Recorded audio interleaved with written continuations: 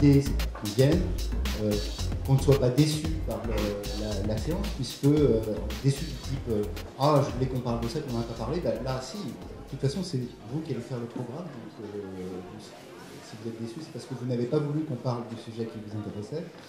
Et donc l'idée très simple c'est qu'on circule d'atelier en atelier qui ont été prévus, donc c'est vraiment la non-conférence, une-conférence. On a eu envie de réorganiser un barcamp plus sur, au-delà de la création, comment financer ces projets transmédia. Transmédia, c'est d'abord une histoire d'engager une audience, décliner, développer une histoire sur différents écrans, créer des communautés autour de cette histoire. On a des formations de format 1 jour ou de format 3 jours. Un jour, c'est plus un éveil au transmédia. La deuxième partie, c'est ce qu'on appelle coaching ou accompagnement, et là, ça se passe pendant le développement du projet. Donc c'est vraiment travailler sous forme de workshop très étroitement sur un projet avec une équipe auteur, producteur, agence numérique pour développer l'univers transmédia de l'histoire.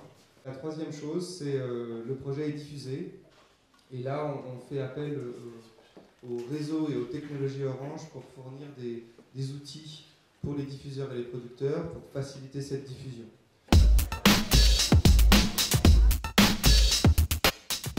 La discussion s'est essentiellement centrée sur le cas de la télévision, enfin sur les rapports complexes entre la production télévisée, la télévision et ces nouveaux objets. Alors le transmédia et les marques, on a eu différents commentaires dans ce groupe très riche où il y avait des diffuseurs, des agences, des producteurs. La stratégie transmédia est prégnante chez les marques à cause de la dispersion d'audience. Finalement, une marque, comme un diffuseur d'ailleurs, doit aller là où sont les gens, et maintenant les gens sont sur différents médias. Et le transmédia permet de créer un lien entre les différents supports, une cohérence, une circulation d'audience. L'audiovisuel doit un petit peu faire sa mutation culturelle et partir de l'univers du programme pour ensuite le décliner sur les différents supports. Certains supports sont plus appropriés que d'autres à certains contenus. C'est les contenus qui déterminent, ou plutôt les contenus qui déterminent les supports à utiliser. Il n'y a pas de sens à vouloir être absolument sur tous les supports et qu'il faut une comparaison qui a été faite, voir les supports comme une palette de couleurs et c'est l'utilisation de cette palette, donc de l'utilisation de cette palette dépendra la réussite et la cohérence du programme final. C'est un format d'entonnoir en fait avec 90% des gens sur internet qui vont plutôt simplement consulter et donc pas être du tout participants, avec ensuite 9% qui vont faire partie de la conversation et seulement 1% des utilisateurs qui vont être participants. Donc du coup, la question à se poser, c'est comment est-ce qu'on peut réussir à faire participer des gens de manière qualitative à la création de contenu.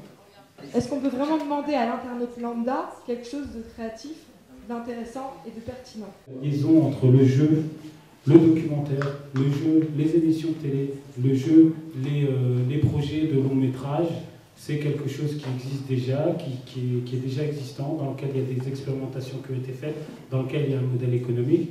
Et la vraie question qu'on se pose, c'est à travers un schéma transmédia, comment ces modèles économiques peuvent permettre de développer une pérennité dans le cadre des projets et des réussites de projets. Ça s'est très très bien passé. Voilà. On a été très bien reçus. Il faut aller au barcamp transmédia. Cette nouvelle génération de programmes qui est amenée par la multiplicité des outils qu'on a à disposition aujourd'hui va entraîner une collaboration profonde entre tout un panel de nouveaux métiers et d'interlocuteurs. J'étais très contente de pouvoir enfin trouver une plateforme de discussion qui mêle à la fois des acteurs impliqués dans des métiers différents et dans des secteurs différents.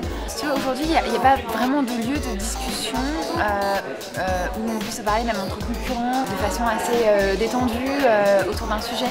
Et ça, je trouve que c'est vraiment intéressant.